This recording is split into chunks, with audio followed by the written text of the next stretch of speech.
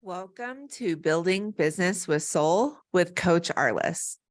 This is a show where we will dive into the soulful approach to business, get nerdy with some brain science, and learn the nuts and bolts of how business owners build success through their passion. Let's take a moment to get focused and centered. And we'll do that with one round of box breathing, where we will breathe in to a count of 4, hold for a count of 4, and then breathe out for a count of 4. Let's go ahead and begin. Breathing in for 1, 2, 3, 4, and hold for 1, 2, 3, 4, and breathing out for 1, 2, 3, and 4. Fantastic. Way to get focused and centered. Today, we're going to be focusing on letting go of imposter syndrome, which is something that comes up for business owners all the time. I want you to know, first off, that you're not alone, that most business owners experience imposter syndrome at some time throughout the course of their business, and they may experience it more as they grow in their business. So what is imposter syndrome? It is perceived fraudulence, feelings of self-doubt and incompetence that persist despite education, experiences, and accomplishments. It's a psychological occurrence in which an individual doubts their own skills. They doubt their own talents and they doubt their accomplishments.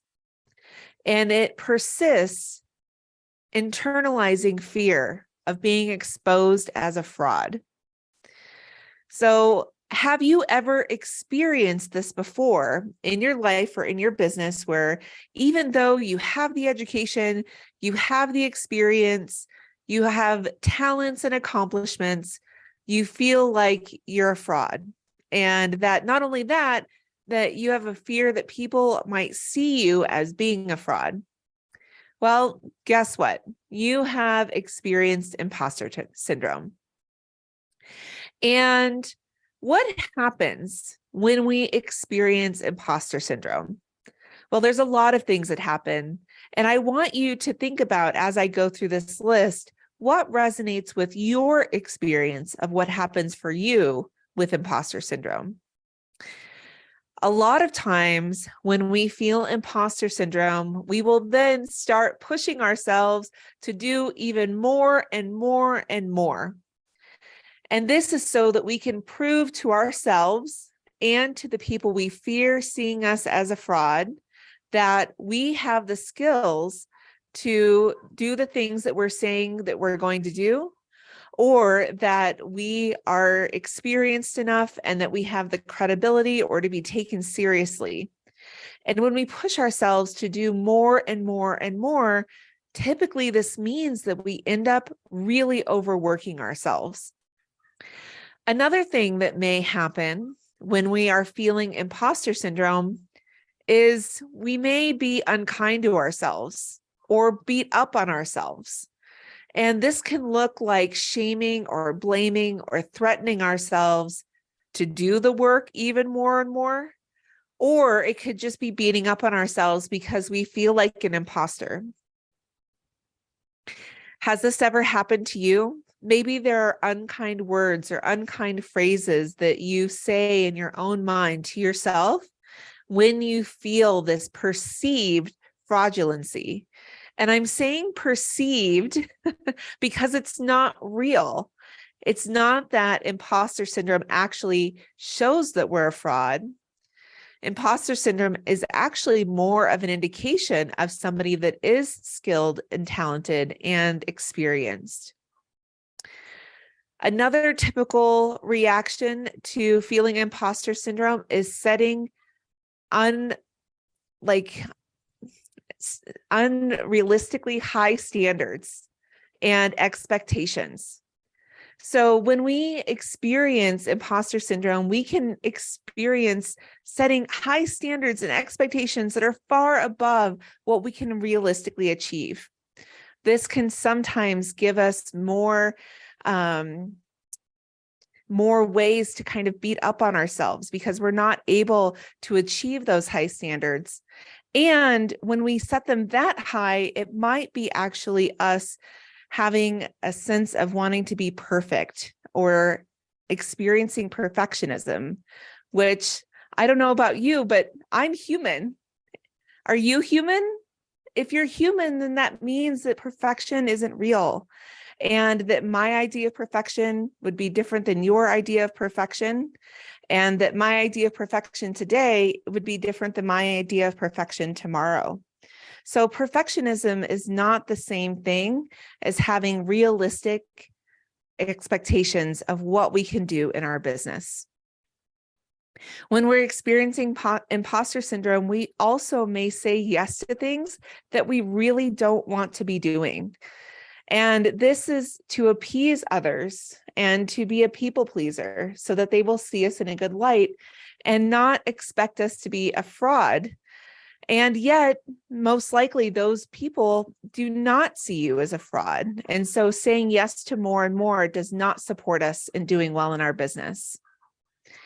We also may experience the use of negative motivation when we are feeling imposter syndrome. And this can result in a lot of negative self-talk. And when we speak negatively to ourselves inside, this can result in speaking negatively about ourselves to other people. And once we start doing that, we can get into a huge negativity storm that might result in us giving up on reaching our goals altogether. Imposter syndrome can impact us in so many different ways. Out of the list that I described, what stood out to you is your experience of what happens when you're experiencing imposter syndrome. Was there a couple of things that stood out on the list? Sometimes when I teach this workshop, some people say it's the whole list.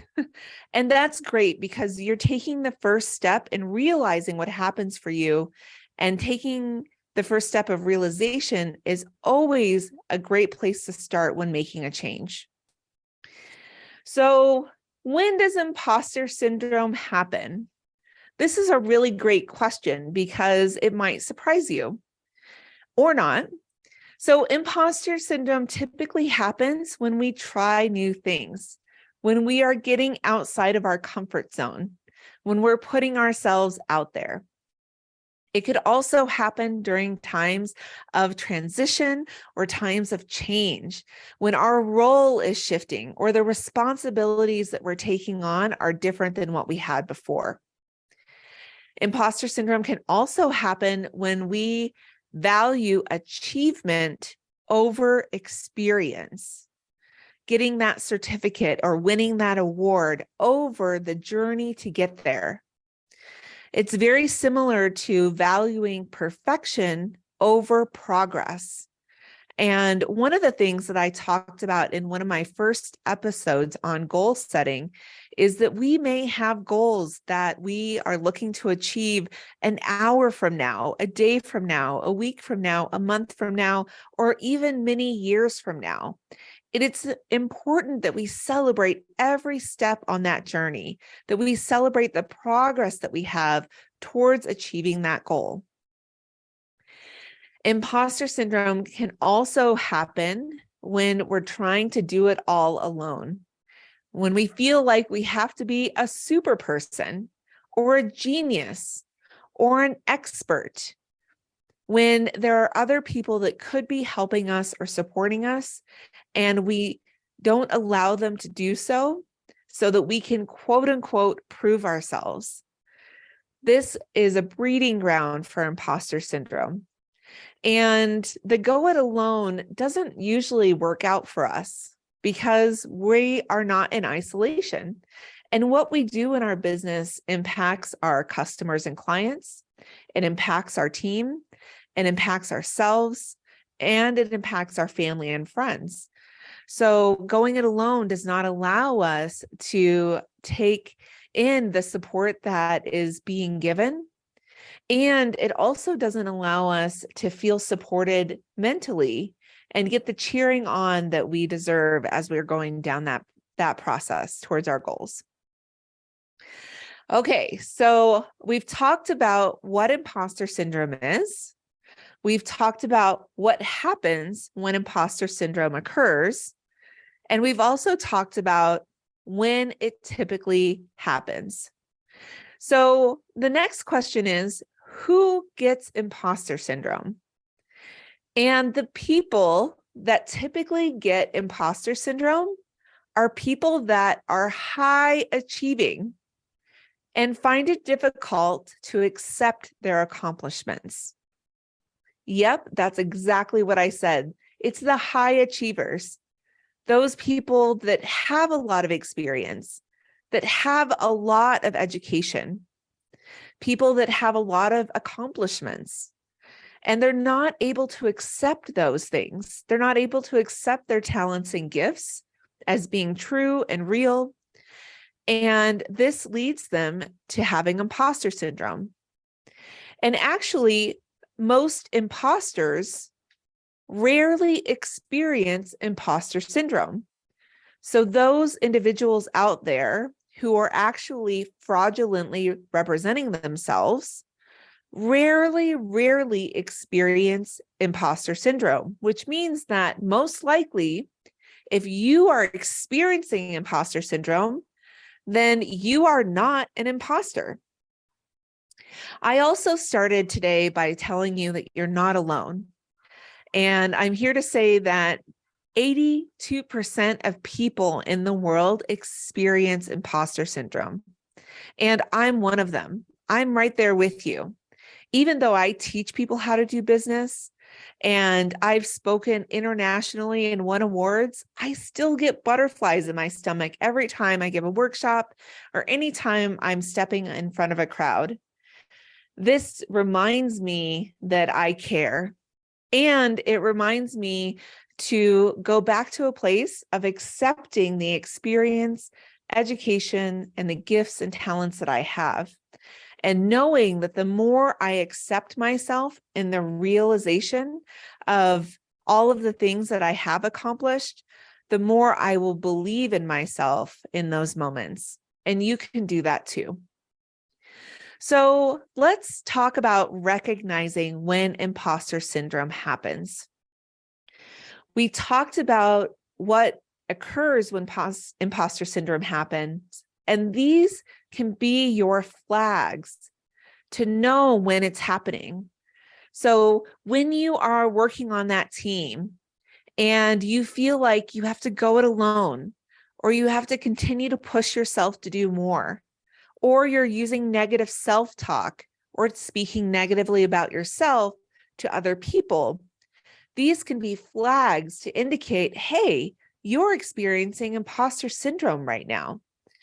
And when we have a flag that comes up for us, then we can start to make the change and move away from imposter syndrome.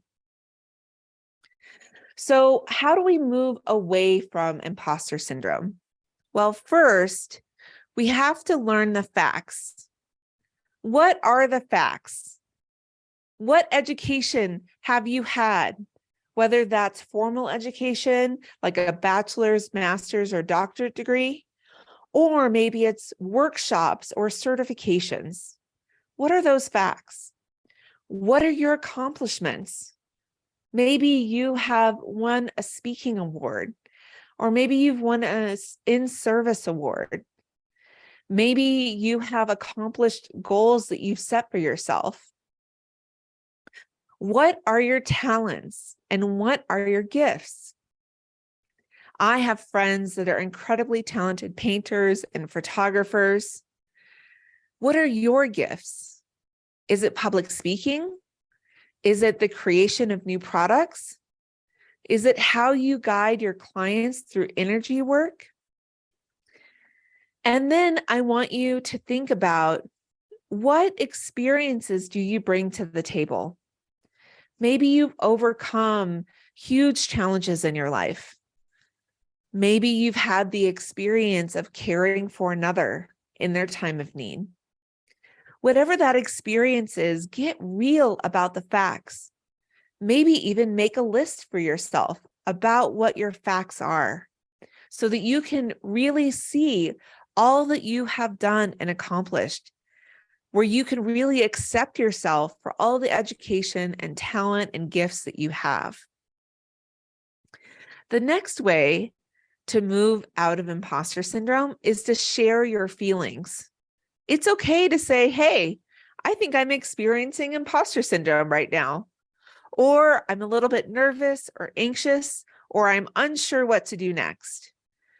When we share our feelings, we make space for our own humanness, which is an act of acceptance and self-love, and we make space for other people's humanness, which is an act of acceptance and love towards others. When we share our feelings, it allows others around us to do the same, and it allows for more authentic communication. It also allows for people to offer help and to step up into roles that they're better suited for. So the next time you're experiencing an area of business that you're unsure of, share that and ask for help. That way you can get the support that you need to do the work, and you don't have to go into feeling imposter syndrome. Okay, the next way to move away from imposter syndrome is to celebrate your successes. So let's take a moment and give a big wahoo for all of the successes that you've experienced in your business. Woohoo! Great job. I know that you've accomplished so much. And when we celebrate our successes, we are training our brain that we love our business, that we are accepting of our talents and gifts, that we see ourselves for who we are and the strengths that we have.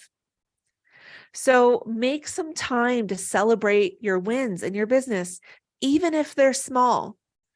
And if you have a goal that's years or months out, celebrate all of your progress along the way. Okay, that takes us to the next way to let go of imposter syndrome, and that is letting go of perfectionism. Like I said before, being perfect isn't real, and it's not really possible, because my measurement of perfection would be different than your measurement of perfection. And our measurement of perfection in this moment might look very different than another moment in our lives. If we looked back 6 months, a year, 2 years, 5 years, what we wanted at that time probably looks very different than what we want today. And so perfectionism is an unrealistic ideal that only leads to us feeling like we have failed.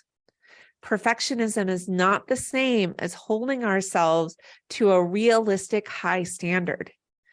A realistic high standard allows us to achieve that high standard and really celebrate it when we do, whereas perfectionism doesn't allow for that. So practice letting go of your perfectionism and instead setting realistic high standards. The next step towards letting go of imposter syndrome is to cultivate self-compassion. And self-compassion is the secret sauce to resiliency in business. Self-compassion allows us to be gentle with ourselves. It allows us to accept ourselves how we are. It allows us to make changes without judgment. And it allows us to face setbacks or challenges without getting down on ourselves. Talk about a superpower. Self-compassion can allow us to really be authentic in our business and not get stymied when we have those challenges happen. Challenges occur in our business, right? I mean, I don't know a single entrepreneur that hasn't had a challenge at some point. And how we respond to that challenge is critically important for how much resiliency our business has and the level of success that we experience in our business over time. When we practice this self-compassion, we can respond to this challenge positively. We can feel secure and belief and trust in ourselves as entrepreneurs, and we can know that we can get through it. I also want to encourage you to share your failures as a way of moving away from imposter syndrome. How do we make that human connection with another person? We do that by showing our humanness. And when we share, when we've overcome something in our business or in our life, it can really inspire others to feel like they can overcome those same things too.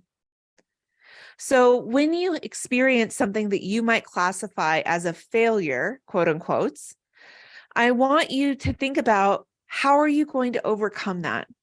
How are you going to make this into the most inspiring story that you have, so that you can then inspire your clients and customers to overcome their challenges when they come up as well?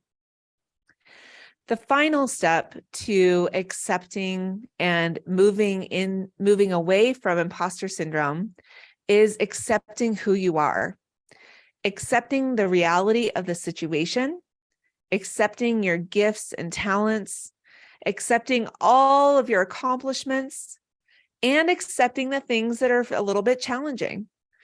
When we're able to fully accept ourselves as entrepreneurs, it improves our belief in ourselves, and it makes us know that we can trust ourselves to continue to move forward in our business.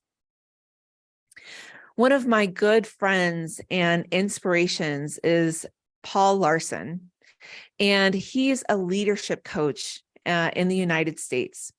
And he wrote a book, Find Your Voice as a Leader. And he speaks around the world on imposter syndrome and how to let go of imposter syndrome. I was in a meeting with him the other day, and I asked him, how do you let go of imposter syndrome? And how can we do this? What's your piece of advice? And he said, change your story. If you feel out of place in your role and think you may be called out as a fraud, right? We talked about that perceived fraudulence. Be aware that you are in great company. Many successful entrepreneurs have dealt with imposter syndrome. As the author of Self-Doubt, change your imposter story by writing and then reviewing a daily assessment of your successes and a daily assessment of your learnings, so that you can take a deliberate step to build your confidence. So I want you to make time for that in your day. I want you to make time to assess, what have you accomplished? You could call this your woohoo list or your done list, the things that you've accomplished in that day, all the ways that you showed up for you and your business. Maybe you'll have a list that's just business related, and it can have your new clients on that list, or the little things that you did for your business, like social media or getting that report out. And then maybe you have a list for your personal accomplishments, like doing your daily self-care, taking time to meditate, or spending time doing something you enjoy. Remember that joy list I talked about a couple of weeks ago? Yeah, make sure to list out your joys. And then when you do something on your joy list, make sure that you take note and you celebrate it. Celebrating when we experience joy in our life, it primes our brains for joy. And just like Dr. Shauna Shapiro teaches, we can prime our brain for joy by even visioning the things that we enjoy in our lives and thinking about them as far as our five senses, how it tastes, how it smells, how it feels, what we see and what we hear when we're in that joyful moment.